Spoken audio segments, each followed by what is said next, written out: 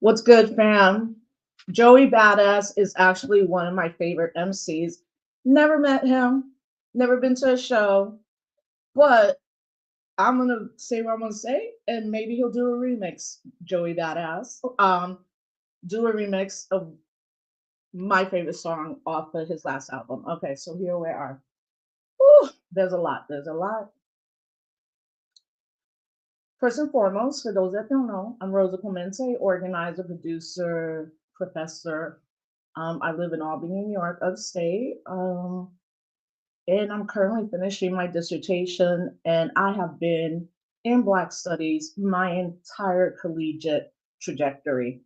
SUNY Albany, and now InstaFam, I'm gonna like look at StreamYard so you can see it on if you want to go on YouTube, but I'm gonna make sure to look at this camera so my head's gonna be down.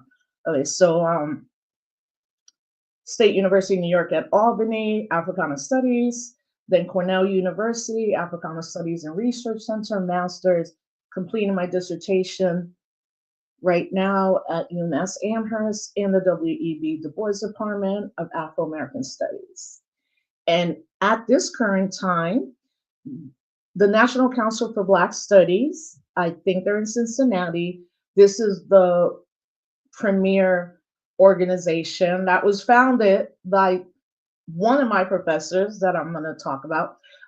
And it's like the overarching academic association. And right now they're in Cincinnati. Okay. So I hope folks ride with me because I tend to weave in my personal narrative and all the work and all the elders, and everybody who's taught me. And the reason I am here doing this work and who I am is because of Black studies, not Latino studies, not even Puerto Rican studies. None of them like me to this day.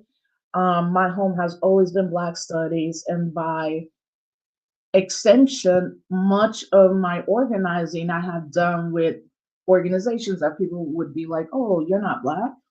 This is the Malcolm X grassroots movement. But these are my organizations. And also currently I am part of Cooperation Jackson, and every Wednesday I do this show. Okay. I'm just going to read what just happened in the last 2 hours, and then I will start my analysis.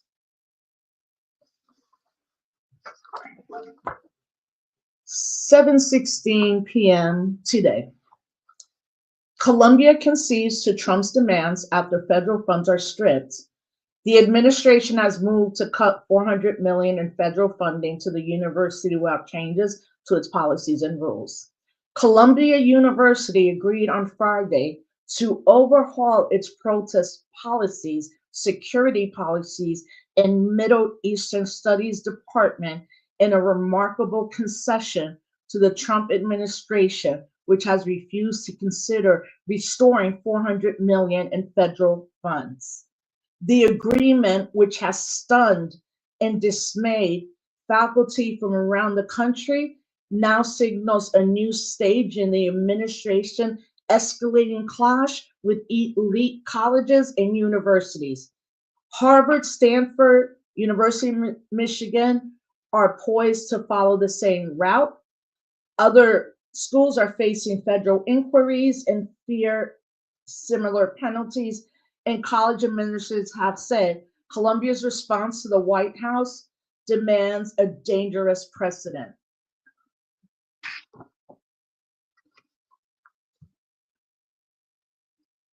5 hours ago, ICE tells a Cornell student activist to turn himself in. The Trump administration moved early Friday to detain an international student at Cornell University who has led protests on its Ithaca, New York campus in what appeared to be the latest effort to kick pro-Palestinian activists out of the United States.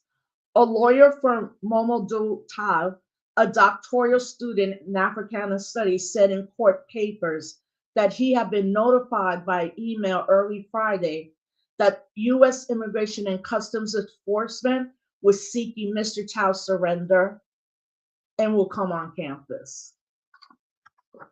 First, I'm gonna wait to everybody on Instagram.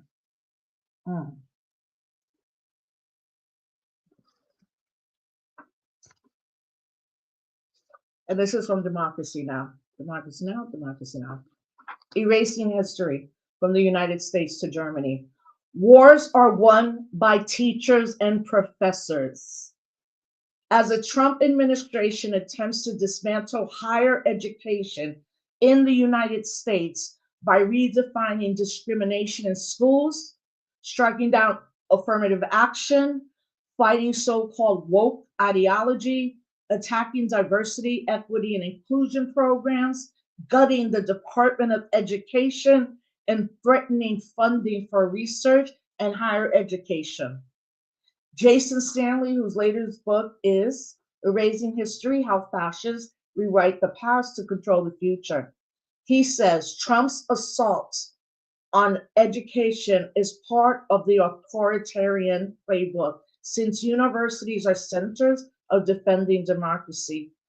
He also urges university presidents to speak out more forcefully. It used to be that our presidents were supposed to speak out in favor of democratic values. Now universities presidents are being told, oh, you have to preserve your institution.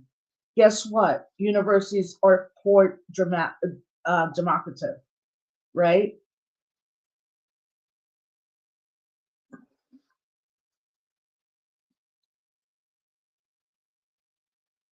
No, I was trying to find that previous quote.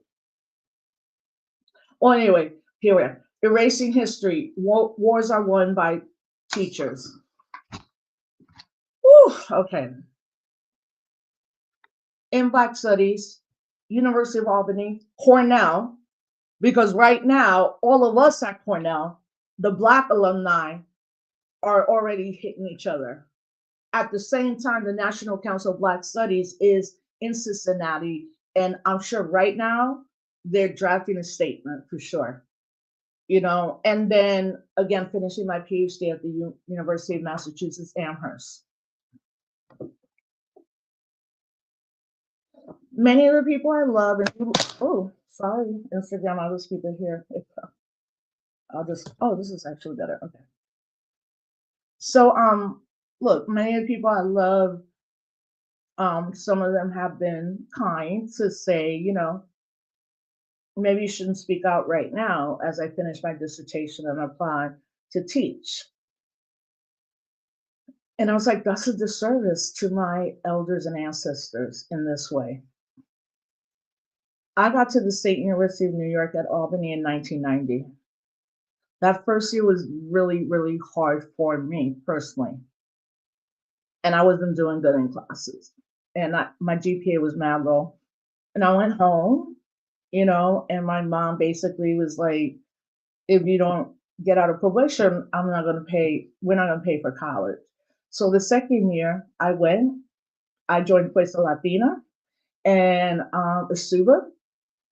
Asuba and Puesta Latina in the New York State education system, higher ed, are two of the longest organizations. They've been around for over 15 years. So I was majoring in political science. I always knew I wanted to be a teacher, but I didn't like it. So when I came back, well, I actually stayed and never went home that summer.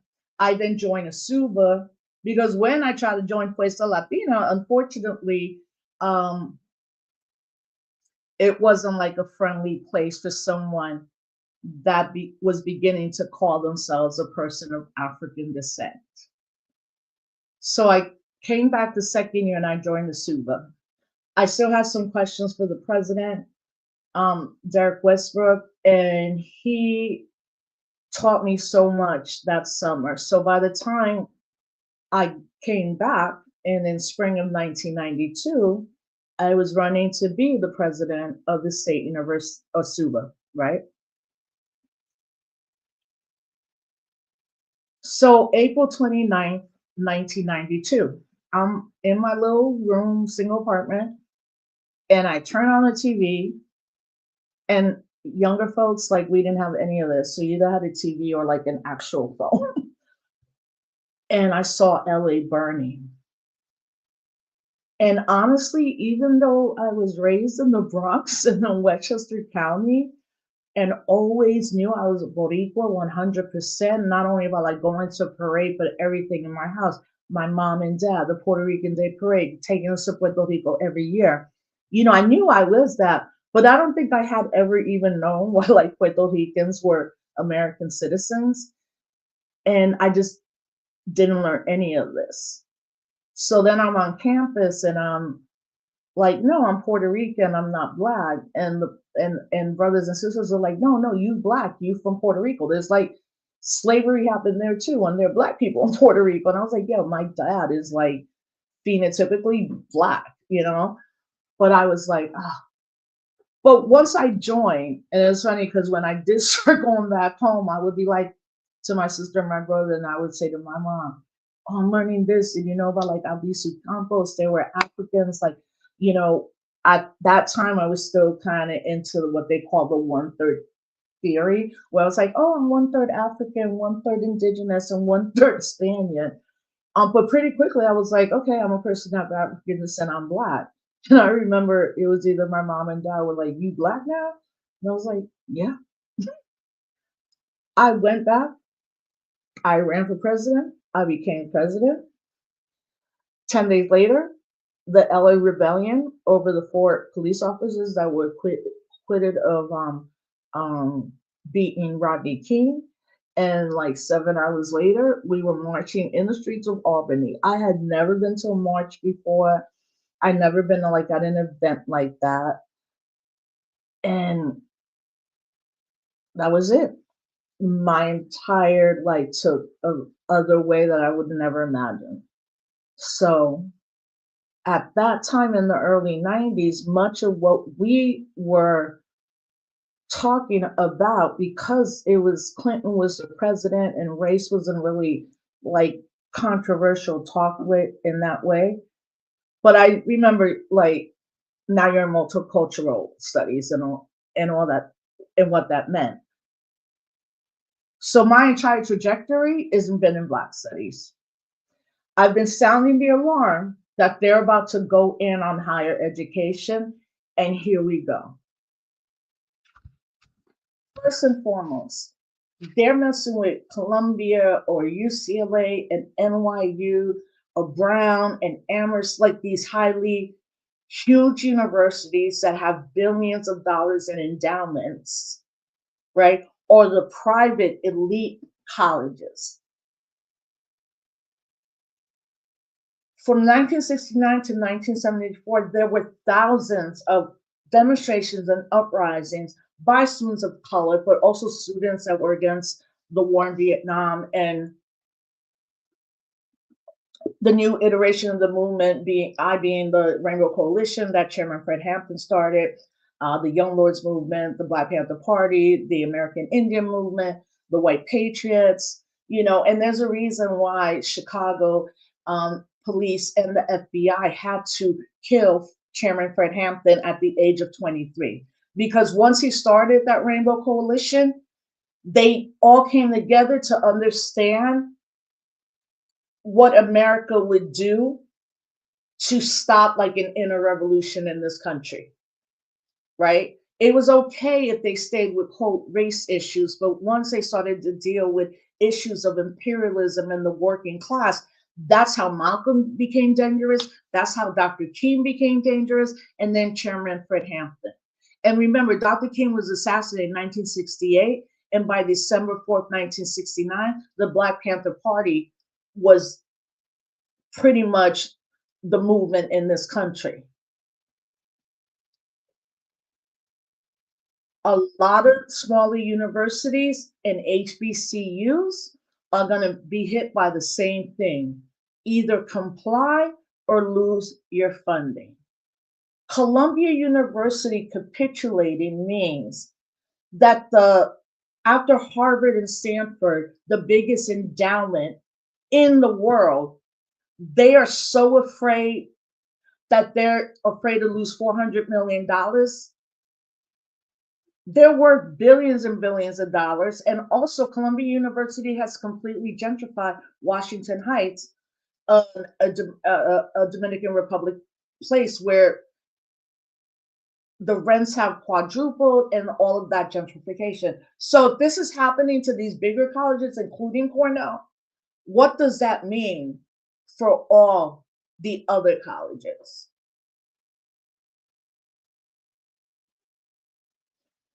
Him eliminating the Department of Education is not just about higher ed. Free lunch programs started by the Black Panther Party that were then institutionalized throughout this entire program. After school, youth clubs, wraparound services, maintenance, books. And for those that are going to college, been in college, Pell Grants, and TAP. And then programs like here in New York, there's a program called the Educational Opportunities Program, EOP. I didn't go through that program, but pretty much everyone else at SUNY did. And it was a program started in the early 70s by a former assemblyman called Arthur Eve. And I got to know him when I was doing an internship my senior year at the New York State legislature. And he told me why he created EOP. He's from Buffalo. He's still alive. He's like 92. So like I was becoming politicized. I was learning my own history. So I was like happy. Like, oh my God, I didn't know all this. And at one moment, I definitely was like, why didn't my parents teach me any of this? And then I was like, well, they were also raised in Puerto Rico and Youngstown, Ohio, under an American educational system. So until like the early 90s, Puerto Rican schools didn't even talk about Africans that were slaves in Puerto Rico, So this attack, now it's on. Expect to see ICE people at all these other universities and snatching people off and then flying them 1,000 miles away to Jena, Louisiana. They just grabbed a graduate student from George Washington. And the brother from Columbia, they put him on a plane and now he's in Jena, Louisiana, even though they arrested him in New York City and there's a detention center there. So what they're trying to do is not only erase us, they're trying to disappear us. And you know what? Everybody's afraid. I'm afraid. Everybody is. Because when you live in a capitalist country and you speak out, if you live in a capitalist country and just trying to take care of your family, capitalism is such an inhuman economic structure. It doesn't care about human beings. It cares about money, and that's it. But The fact that Columbia University capitulated means they're definitely going after Black studies, period. They're going to go after Black studies first. And also remember, like, people who were part of all the major, like, Black Panther Party, the Young Lords, the SDS, the Weather Underground, the White Patriots, many of these people fought for students to go to these universities. So there was a movement outside and a movement inside. Black studies has saved millions of us who were not taught who we were in our history. And so many people also want to be talking about authenticity, but are not willing to sacrifice. If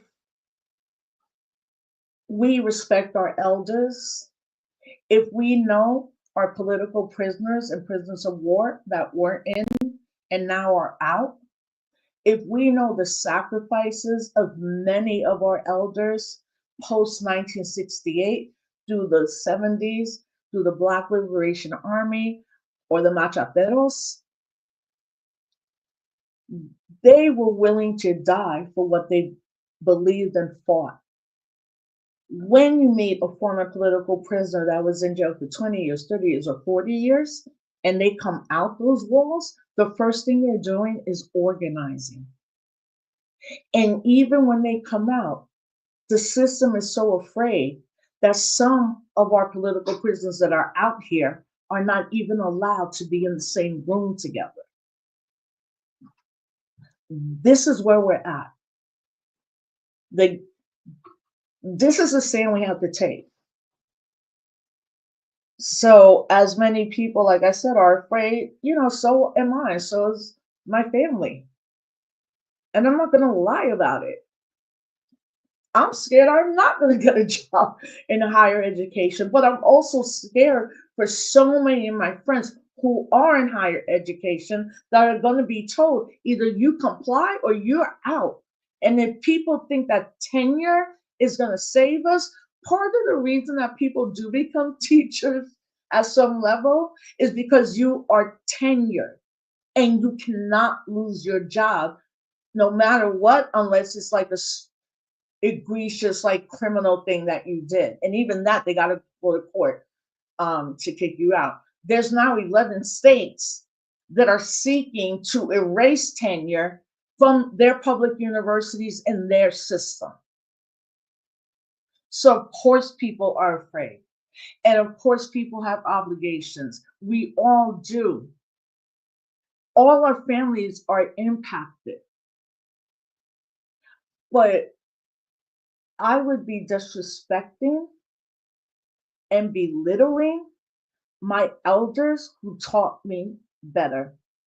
I have sat at the feet of Dr. Vivian Riddell Gordon, Professor Kalia Clark, Professor Lois Owens, Dr. James Turner, Professor Bill Strickland, Professor James Racy, Professor Dr. Shabazz, Professor Dr. Abdullah. I found out, and for myself, give all due to my family, my parents, and my college experience as a student and as a professor to say this is it. This is the line. Because all of them sacrificed as well.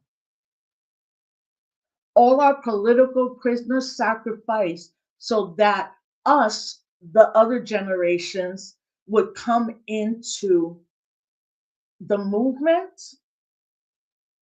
So I would also be doing a disservice to Dr. Magda Moreno Vega and Jalil Muntekin and Oscar Lopez Rivera and Laura Whitehorn, Naomi Jaffe, David Gilbert, Sekou Odinga, Matulu Shakur, Russell Maroon Schultz, the Moon family, Mumia Abu Jamal.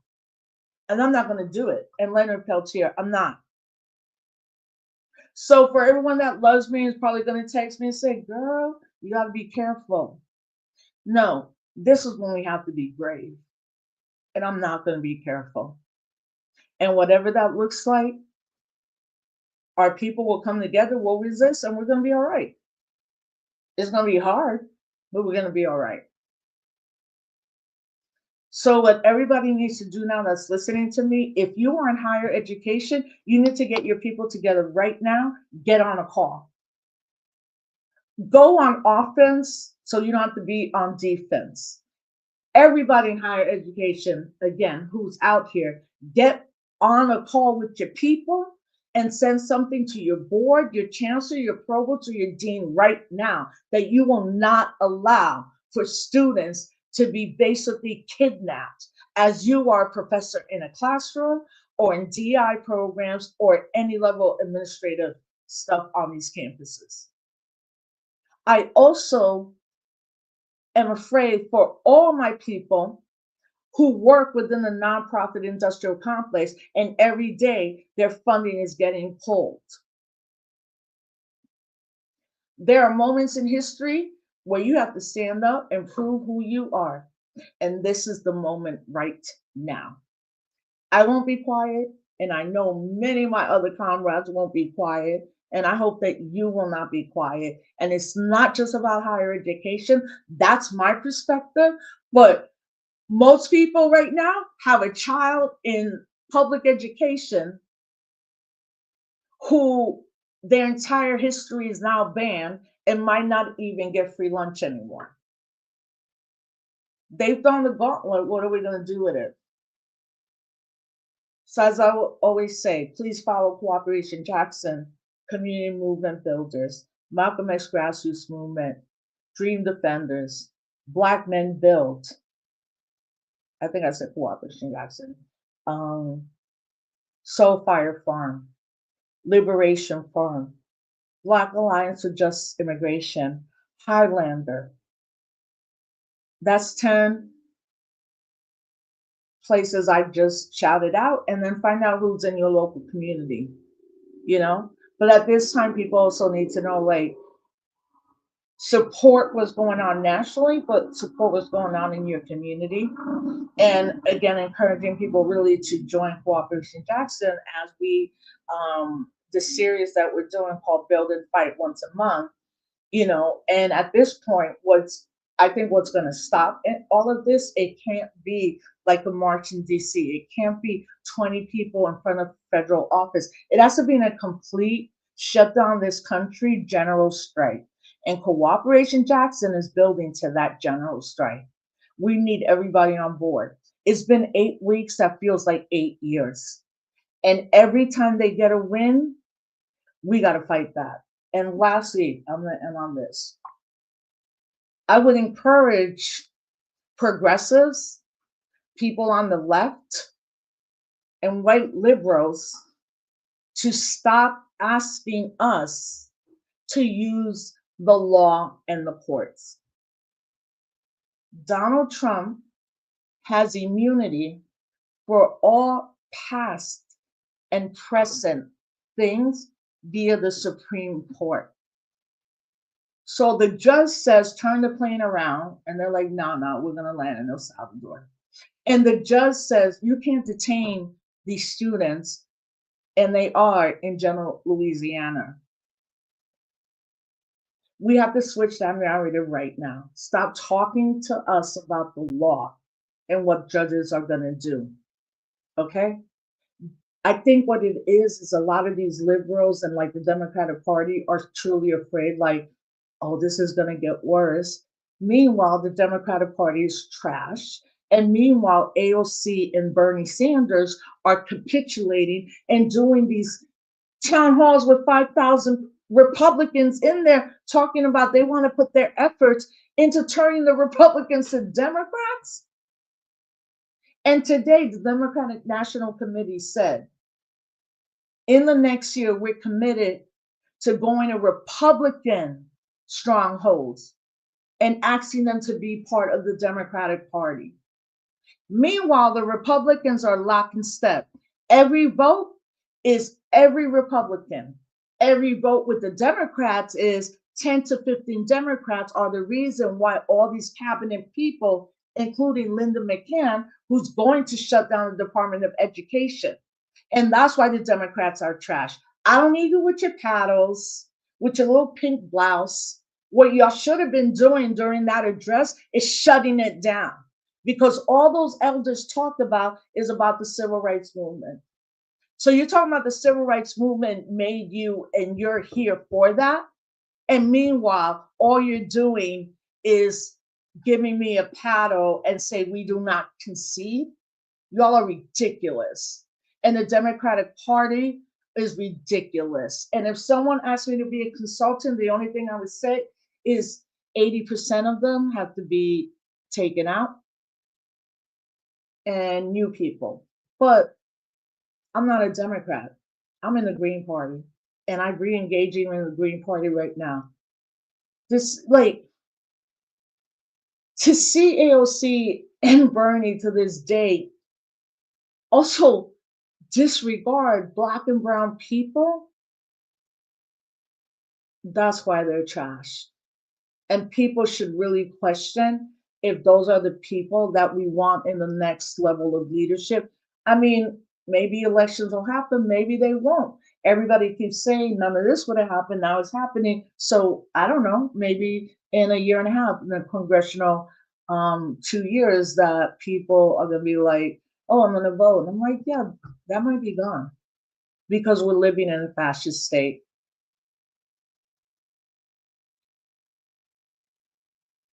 And it's actually very distressing to me, in that way. Like, even though I'm not part of the Democratic Party, I'm so disgusted with them, like going on these.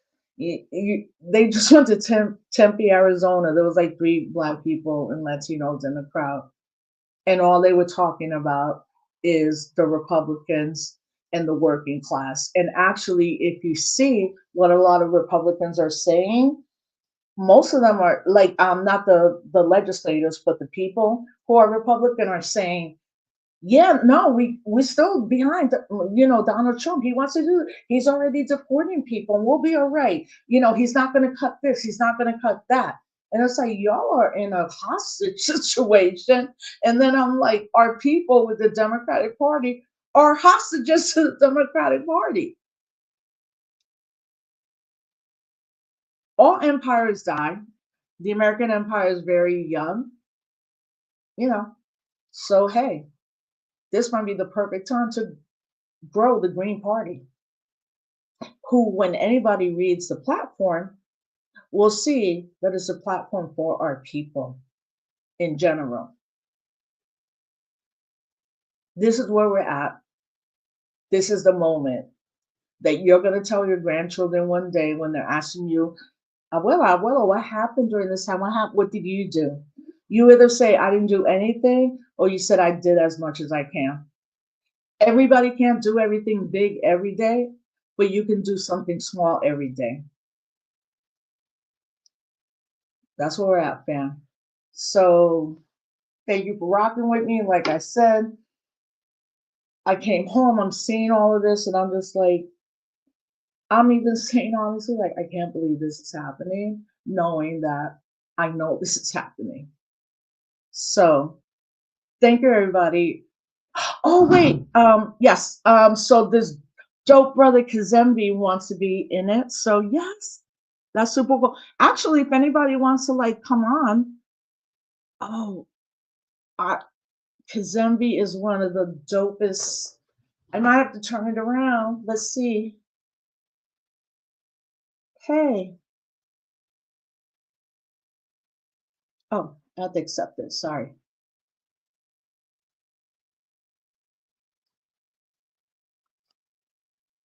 Jose, you gotta come to the next reunion, man. Everybody was asking for you.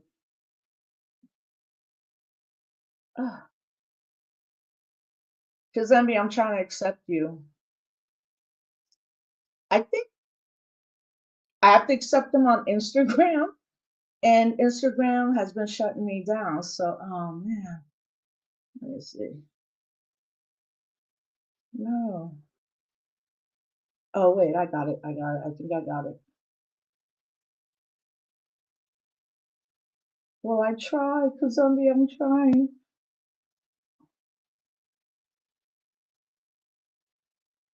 Oh, Kazembe, hey mom, my mom is on. Kazembe, I tried to, but as I told everybody, Instagram and Facebook has been shutting me down. Peace, Jose. Hey everybody, love y'all. My mom is watching me. Hope to make her proud. Okay. So, like I said,